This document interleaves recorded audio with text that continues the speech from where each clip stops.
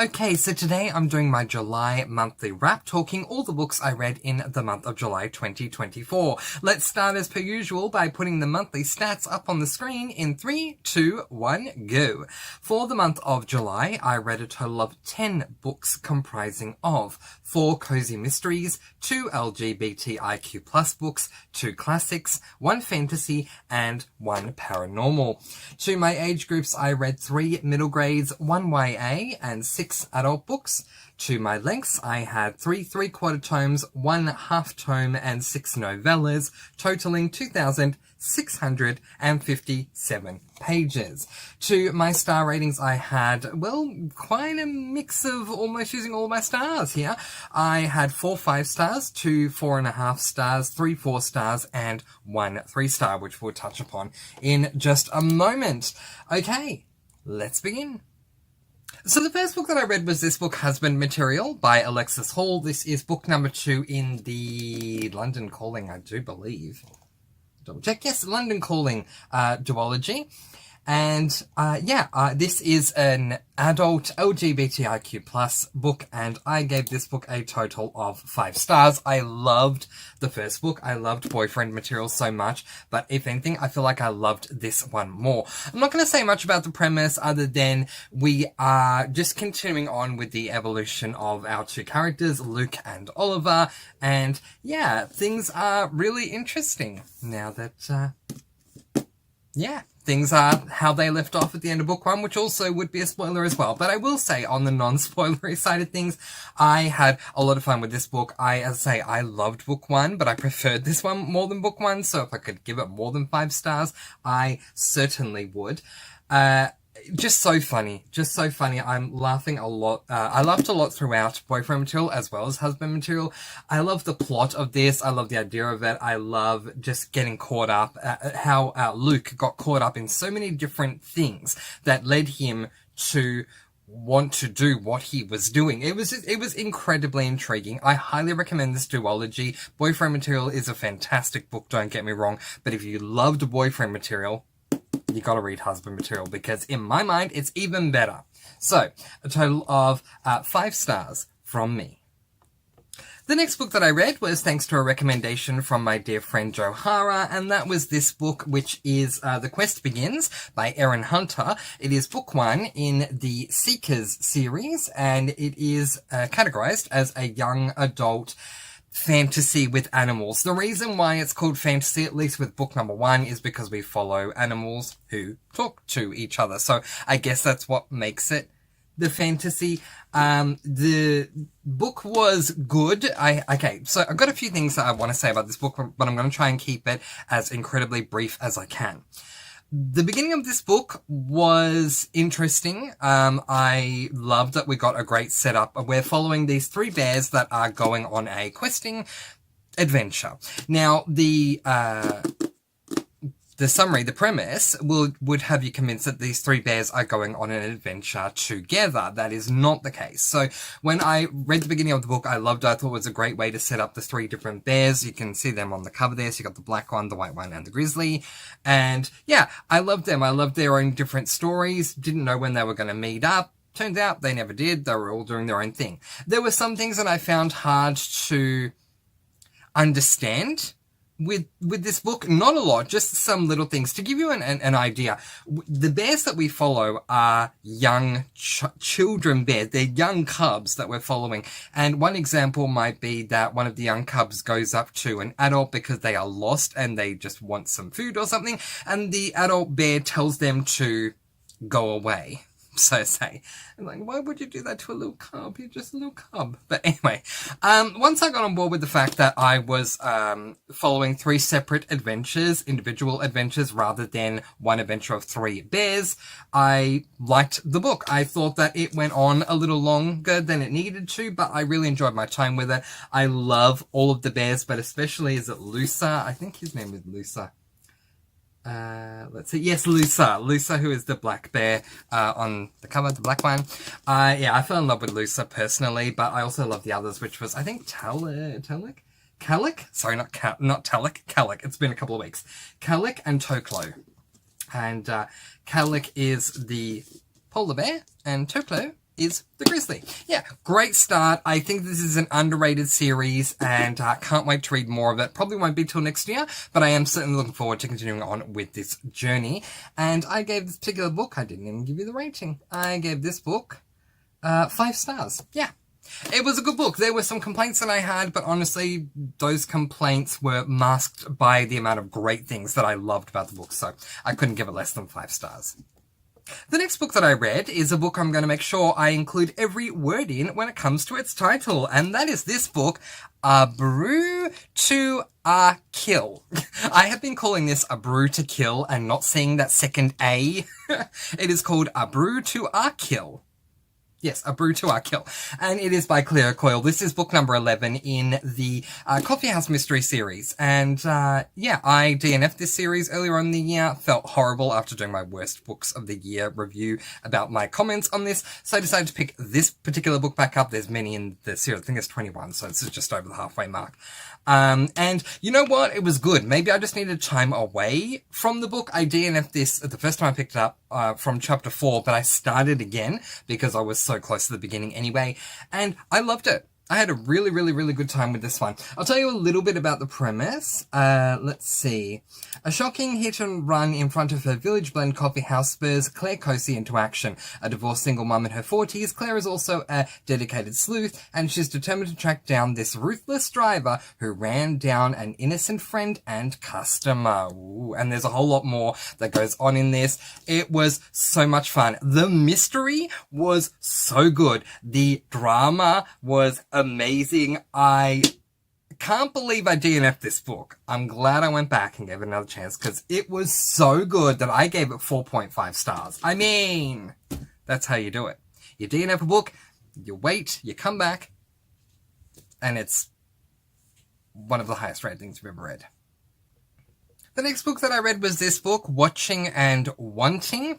This is book number 4 in the Housemates series by Jay Northcott. It is an adult spicy series, an adult male spicy series, and I gave this book a total of 4.5 stars. So basically with this series we follow these housemates who live in a house near university in England, and in every book we follow a different housemate going on their own pleasurable journey. Let's put it that way. Anyway, the premise of this one is that we are following Sean in this book, and Sean has just moved in to the house. Really interesting to see how things are going to go. No, that was the last book. Very easy to get confused. We're following Sean. Sean's been in the house for a while. He had a girlfriend, but they broke up at the beginning of the book. And he ends up walking in on one of his housemates doing something on camera and finds out that there's more to him than he may have originally realized. And so does some research into that. And that leads to some very, very interesting things. I enjoyed my read with this. I enjoyed my read with all the books so far in this wonderful housemate series. They're all novellas. They're very easy to get through. But yeah, a whole lot of fun. I highly recommend. Lots of spice. 10 out of 10 spice. So just be mindful of that before going in. The next book that I read was this book, Shadowland, by Alison Noel. This is book number 3 in the Immortal series. It is a young adult paranormal series, and I gave this book a total of 5 stars. Yeah, so very interesting backstory here.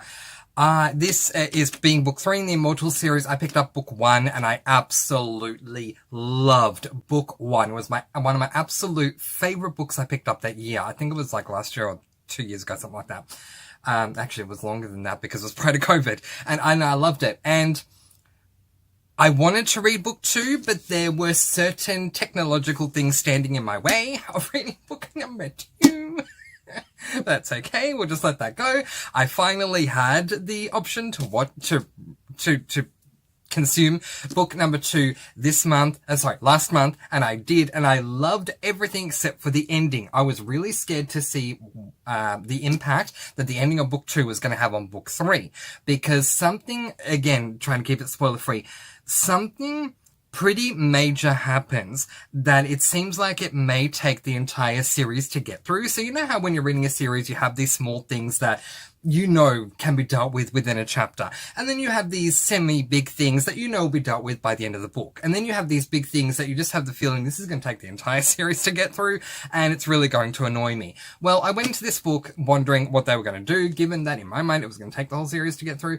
And while they mentioned this thing a couple of times here and there throughout the book, it's not the main focus. And so because of that, I was really happy because I didn't like that thing. So yeah, very, very happy. I highly recommend reading this series if you love your paranormal series, if you love your teen paranormal series especially. Eva, who is our protagonist, is very different. She has very special abilities, but she does not want them. She wants them to go away. And ever since she started really using them, because she's known she's had them for a while, but she started really using them in book 1. And ever since she started using them, terrible things have happened. So she really doesn't want this ability or these abilities she has. But really, really fantastic stuff. Do highly recommend it. This series was recommended to me ages ago from by a co-worker who thought I would love it. And to that co-worker, I don't know if they watch my channel, but if you do, thank you, because here I am, still getting through it. Got 6 books to read. This was number 3. 3 more to go. Pretty happy. The next book that I read was this book, Santa, Sunrises and Suspicions by Tonya Capes. This is book number... Sorry about the glare. My goodness. This is book number 23 in the Campers and Criminals series. It is an adult cozy mystery, and I gave this book 3 stars, so it was my lowest read of the month. So the series premise overall is that we're following our protagonist, whose name is Mae West. Excuse me, Mae West, whose brother calls her Maybelline, and so I just keep thinking Maybelline instead of May.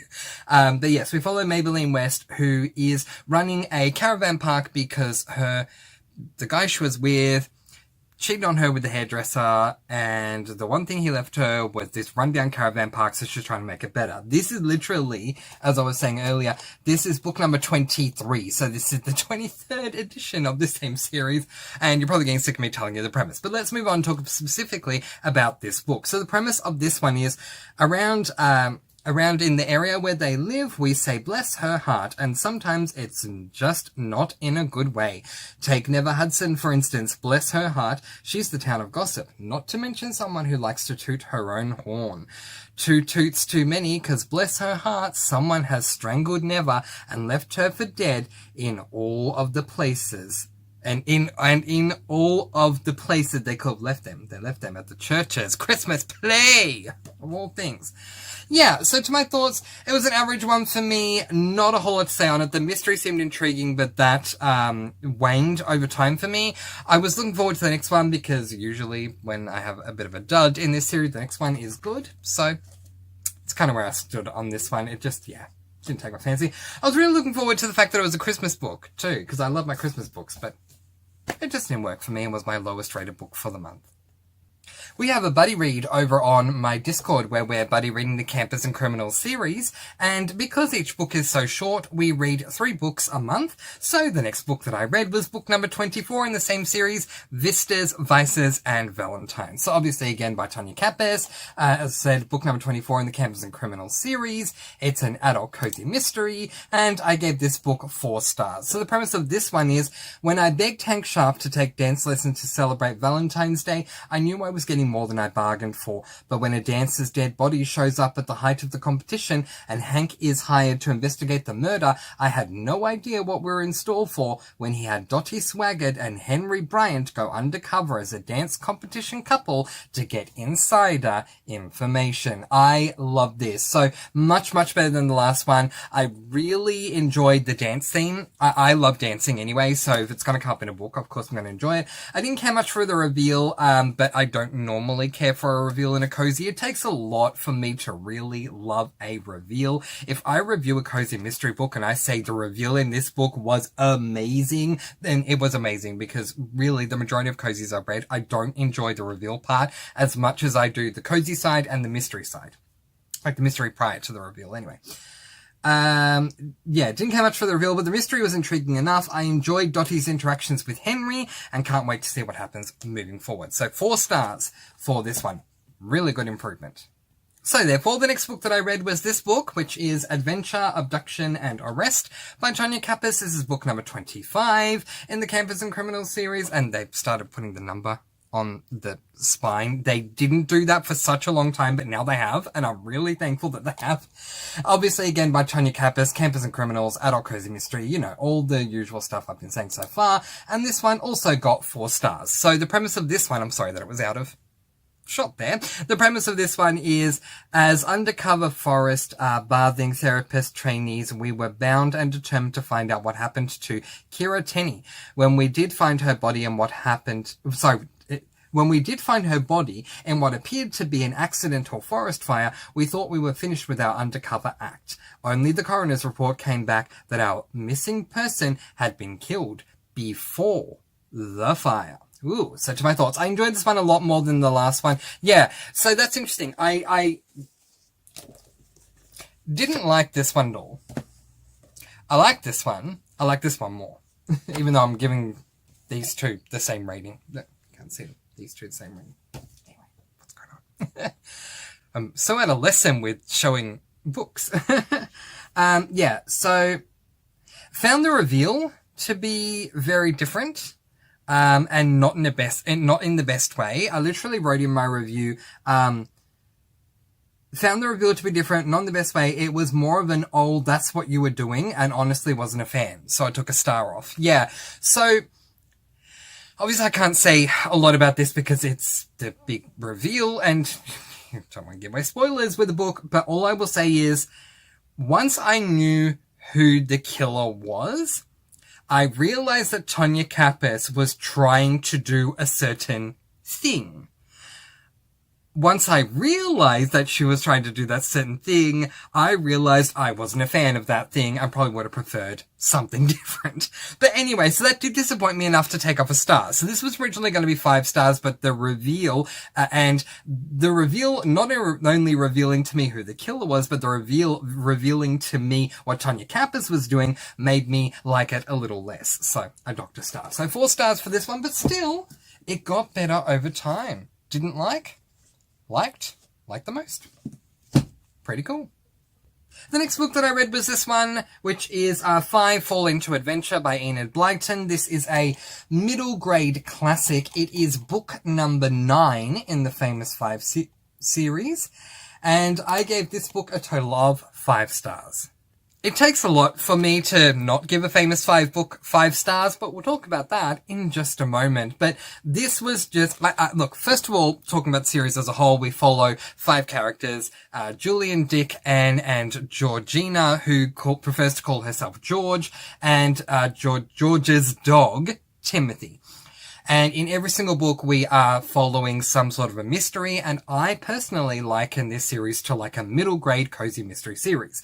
Now, in this particular situation, the premise of this one, Julian, Dick, and Anne are really worried. George and her devoted Timmy have just disappeared. Not only that, somebody has broken into Kirin Cottage. Could there be a connection? The Famous 5 thinks so, but it's going to be tough getting to the bottom of this mystery when there's only 3 of them. Yeah, so really interesting book. I mean, look, I love Famous 5 anyway, but I had read the minority of the books going into my read of this series this year, and I read 2 Famous 5 books this month. Hadn't read any of them before. So any of those 2 books before. So this was obviously a new to me, one of the new to me books in the series. And I liked it because we stay at Kirin Cottage, which is where George, and her family live. George is the cousin of Julian, Anne, and Dick, and they normally stay, at Kirin Cottage where George lives, or they'll start at Kirin Cottage and go somewhere else.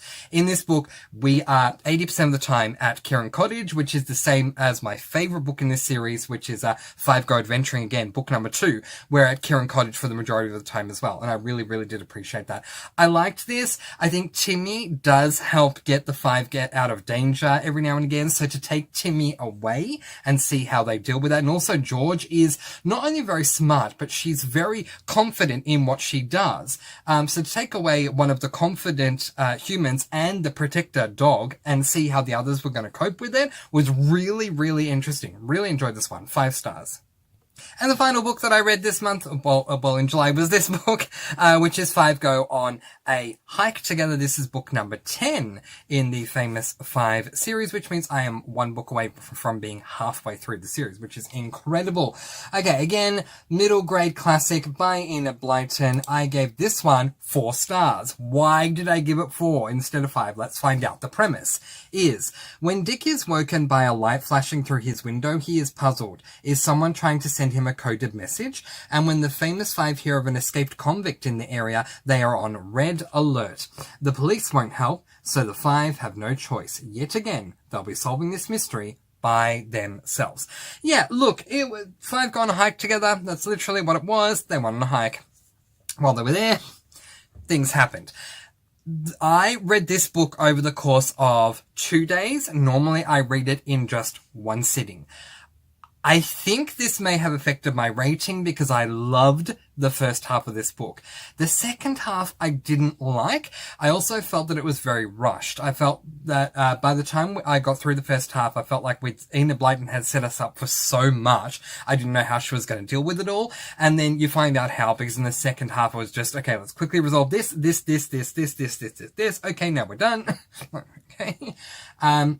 And that got me taking a star off because I didn't like what Enid Blyton did in the second half. But I did love the first, and it's still 4 stars. I mean, 4 stars is still a pretty good rating, just not necessarily a good rating for Famous 5. And now for everyone's favourite game that we like to call Up.